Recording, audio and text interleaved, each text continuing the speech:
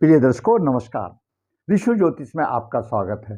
दर्शकों, ऋषि ज्योतिष समय समय पर आपका मार्गदर्शन करता रहा है। मैं सबसे पहले धन्यवाद दूंगा कि आप मेरे वीडियो बड़ी उत्सुकता से देख रहे हैं और आशा करता हूं इसी तरह से आप देखते रहेंगे और मैं भी आपका मार्गदर्शन करता रहूंगा। आज के इस वीडियो में हम दो महत्वपूर्ण योगों को एक जातक की कुंडली में बता रहे हैं। गुरु राहु का चांडाल योग और शुक्र राहु का भोखंड योग जो उसके सप्तम भाव में है। ऐसे योग जातक की जिंदगी को निरर्थक बना देते हैं। तो आइए विचार करते हैं क्या कहती है जातक की कुंडली।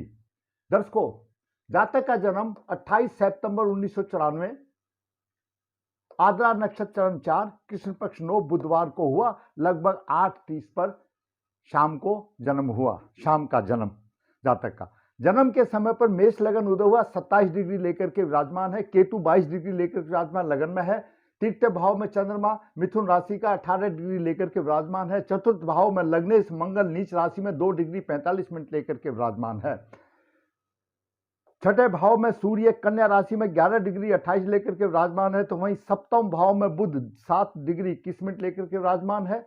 शुक्र 20 डिग्री 28 मिनट लेकर के विराजमान है। गुरु 20 डिग्री लेकर के विराजमान है। तो राहु 22 डिग्री लेकर के विराजमान है। शनि एकादश भाव में अपनी राशि में 13 डिग्री लेकर के विराजमान है। लग्न के उदय अंश 27 अंश है। तो लग्नों के हिसाब से चंद्रमा केतु शुक्र गुरु राहु ये आदि सभी बलवान अवस्था में है कि उसके समकक्ष में ग्रह जा रहे हैं। दर्शकों, पिछले वीडियो में एक जातक ने कमेंट किया था कि गुरुजी अगर जन्म स्थान भी लिखा जाए तो बड़ा अच्छा होगा। दर्शकों, एक छोटी सी बात मैंने उसको कमेंट्स के जरिए भी समझा दी है। मैं भी आपको बताना देना चाहता हूं कि अगर कोई भी ज्योतिषाचार्य जन्म स्थान लिख देगा तो एक नॉर्मल टेंडेंसी हो जाती है दर्शक की। अगर मान लिया सपोज किया दिल्ली मैंने यहाँ लिख दिया तो सोचेगा तो दिल्ली वालों के लिए है, जबकि ऐसा नहीं है। और ऐसा लिखने से सिर्फ दिल्ली का ही नाम आएगा। दर्शकों, अपने भारतवर्ष में भूगोल की स्थिति के मुताबिक अगर ईस्टर्न सेक्टर में हम जाएं तो हमारे ईस्टर्न सेक्टर में सूर्य उदय का अधिक प्रभाव पड़ जाता है। अदर देन ईस्टर्न सेक्टर में जैसे ये शाम को 8:30 बजे का जन्म है तो वो अर्लियर हो जाता है। वहां का सूर्य उदय आज की तारीख, आज 18 तारीख को ये मैं वीडियो बना रहा हूं, आज का सूर्य उदय अगर घंटों का लगाएं तो सुबह 4:47 का है और वहीं दिल्ली का सुबह 5:30 का है। तो इस तरह से ये करीब जो है 45 मिनट 50 मिनट का सूर्य उदय में फर्क हो जाता है। रेस्ट ऑफ इंडिया में डिग्रियों पे फर्क पड़ जाएगा। अगर हम यहाँ पर श्रीनगर की बात करें तो ये 28-29 डिग्री होगी और अगर हम मुंबई की बात करें तो 19 डिग्री होगी, क्योंकि मुंबई का सूर्य उदय 6:04 का आज का है। तो ये इसमें कोई नहीं फर्क पड़ता। उसमें फर्क पड़ता है एक कॉमन सेंस के ऊपर कि अगर देखने वाला जातक अगर यहाँ दिल्ली लिखे या हैदराबाद लिखे सोचेगा ये हैदराबाद की नहीं। ये लगभग जब लगन लिख दिया जाता है तो उस स्थान पर लगन उदय जो भी होगा वह ग्रहों का प्रभाव यही होगा। लगन की डिग्रियों में अंतर आ सकता है। बाकी ये कुंडली क्या है, ब्रह्मांड का नक्शा है। आप कहीं का भी आप इसमें समय डाल कर देखोगे वहां पर जो भी मेष लगन उदय होगा उस टाइम पर तो ग्रहों की ऐसी ही स्थिति होगी। तो इससे कुछ नहीं, सिर्फ आपको एक समझने वाली बात है और देखने वालों में हो जाता है। फिर दूसरा, अगर मान लिया हम जन्म तारीख और समय और स्थान भी सही लिखते हैं तो पर्टिकुलर उसी स्थान की कुंडली हो जाती है, वो मीडिया में अच्छा नहीं लगता। ये चैनल आपके ज्ञान दर्शक के लिए है, आपका मार्गदर्शन के लिए है। किसी का ऐसा सोच करके नहीं बनाया जाता कोई भी अगबई किसी को ऐसा बुरा लगे, क्योंकि स्थान के लेकर के उसी स्थान की हो जाती है। और अभी जब मैंने इसमें स्थान नहीं लिखा है तो पूरे भारतवर्ष की, पूरे वर्ल्ड की कुंडली है, सिर्फ मेष लगन की है। उसमें कोई भी जो मेष लगन में 18 तारीख को देखेगा तो यही प्रभाव मिलेगा। तो मैं समझता हूं आपको समझ में आ गया होगा।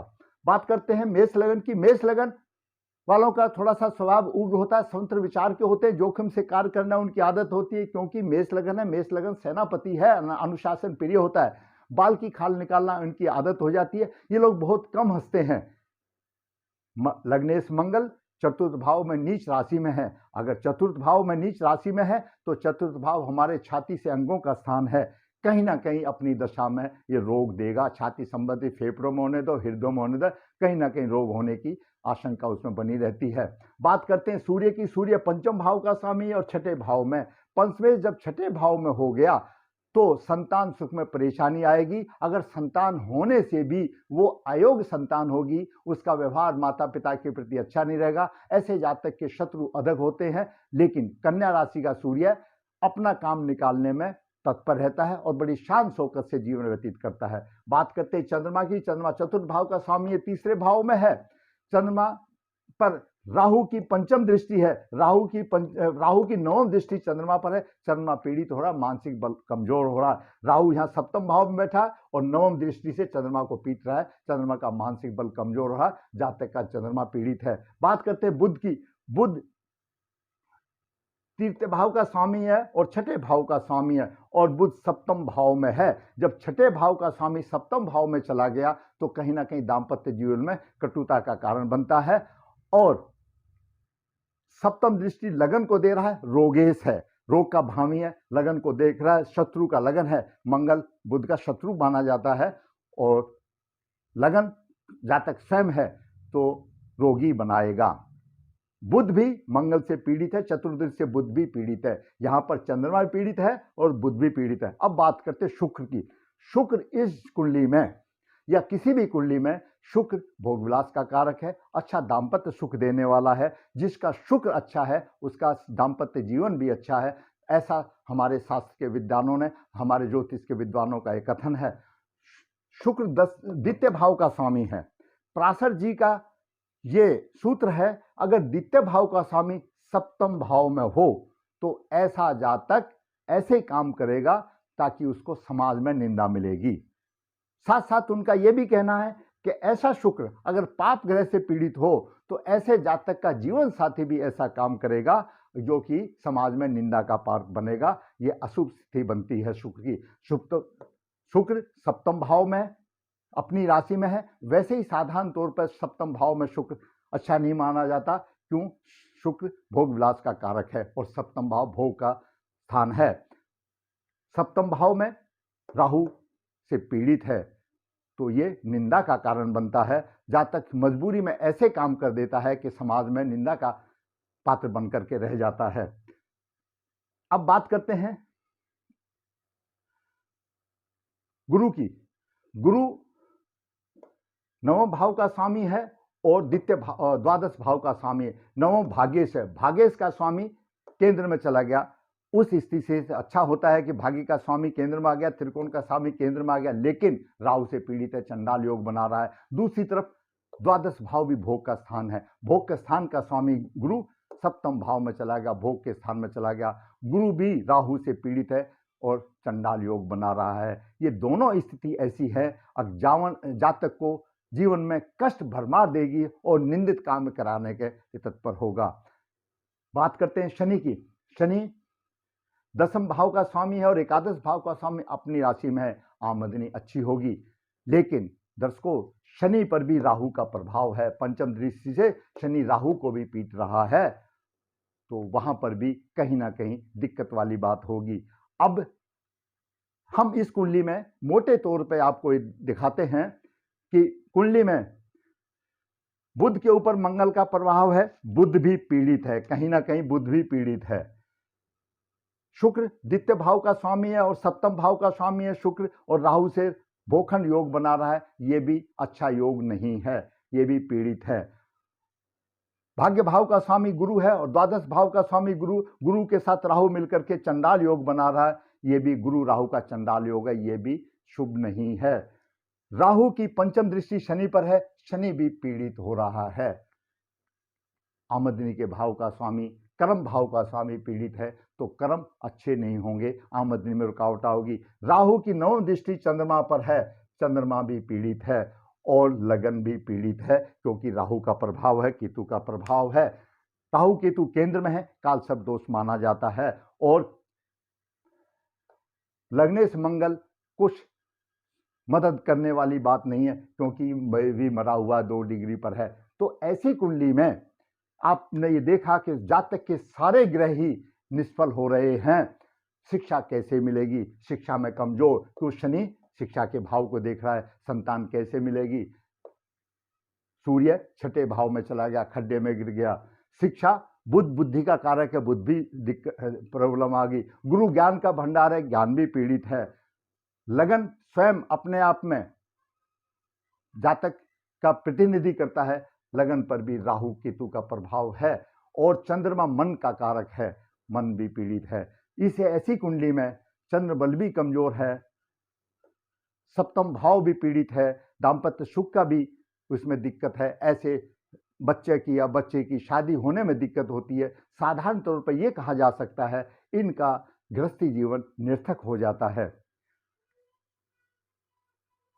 चांडाल योग, गुरु राहु का चांडाल योग, शुक्र और राहु का भोखंड योग, ये इस तरह के कुंडली में है जो शापित कुंडली बनाती है। ऐसे से यह अनुमान लगाया जा सकता है कि इनके परिवार का कोई प्राणी की जीव आत्मा ऐसी है जो भटक रही है, उसकी मुक्ति नहीं हुई है, क्योंकि कुंडली शापित है।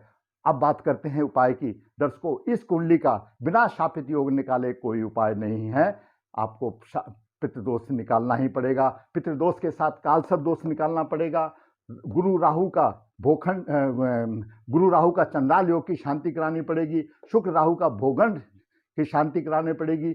राहु चंद्रमा जो पीड़ित हो रहा है ग्रहण योग, उसकी भी शांति करानी पड़ेगी। और तब जाकर के उसको इनसे कारत्व कर्म करने पड़ेंगे। क्यों आए ये चंद्र लगन से। अगर चंद्र लगन से हम बात करते हैं तो पंचम भाव में सारे ग्रह पड़ते हैं, और गुरु राहु ब्रह्म शाप भी बना देता है, और शुक्र राहु ये साध्वी का श्राप भी बना देता है। इसकी वजह से बुध पीड़ित है, कुल देवता का दोषी बना देता है। इसकी वजह से पूर्व जनों के अपने कर्मों के हिसाब से ये जातक की ग्रहों की स्थिति ऐसी बनी। मैं हर वीडियो में बताता हूँ, जब भी कोई जातक जन्म लेता है उसके साथ उसके पूरे जन्म के कर्मों का फल जुड़ा रहता है, और वे कर्म खुद के भी हो सकते हैं, पूर्वजों के भी हो सकते हैं। जिस प्रकार हम पूर्वजों की संपत्ति का उपयोग करते हैं, इसी प्रकार हमको पूर्वजों के शुभ अशुभ कर्मों का भी फल को भोगना पड़ता है। जब तक उन कर्मों का प्रायश्चित नहीं हो जाता, किसी की राह आसान नहीं होती। ये कुंडली बड़ी संघर्षशील है, जो मैंने आज इसका विवरण बताया। इसका तभी कुछ हो सकता है, जीवन में आए हैं तो इन कष्टों का निवारण करें। जो दोष लेकर के आए हैं उनका पितृदोष का निवारण करें, और भगवान से प्रार्थना करें अच्छा जीवन व्यतीत हो। दर्शकों, आज के इस छोटे से वीडियो में मैंने आपको एक बहुत ही महत्वपूर्ण विषय में ज्ञान वृद्धि करने की कोशिश की। क्यों, ये बहुत ही गहरा विषय है। जो जातक इस धरती पर आया है, चाहे स्त्री हो पुरुष हो, उसको जीवन साथी का सुख मिलना, समाज में इज्जत मिलना, ये बहुत ही अनिवार्य है, ताकि लंबी आयु पार हो सके। वरना तो फिर वो पेट भरने वाली बात है, प्रताड़ित होने वाली बात है, सबसे तकलीफ उठाने वाली बात है। तो दर्शकों, मैंने इस छोटे से वीडियो में आपका मार्गदर्शन किया। अगर आपको अच्छा लगता है, आपको मार्गदर्शन हुआ है, तो मेरा वीडियो आप लाइक अवश्य करें, शेयर करें, और जिसने चैनल सब्सक्राइब किया सब्सक्राइब करें। दर्शकों, मैं हर वीडियो में बताता हूँ ऋषि ज्योतिष नर्मदा जी के नज़दीक है, नरदेहर। यहाँ पर कालसर्प दोष, पितृदोष पूजा ऑर्गेनाइज जैसी आती है। जिसको इच्छा वो करा सकता है। ऋषि ज्योतिष 30-35 पेज की पत्रिकाएं हाथ से लिखता है, वो मार्गदर्शन पूरा कर देता है। जिसकी इच्छा है वो करा सकता है। ऋषि ज्योतिष कन्या भावक के गुण मिलान बिना किसी शुल्क के वर्कशॉप करके जातक की राह आसान करता है। जिसको चाहे फायदा उठा सकता है। ऋषि ज्योतिष वास्तुशास्त्र में पीछे नहीं, जरूरत है आपको फायदा लेने की।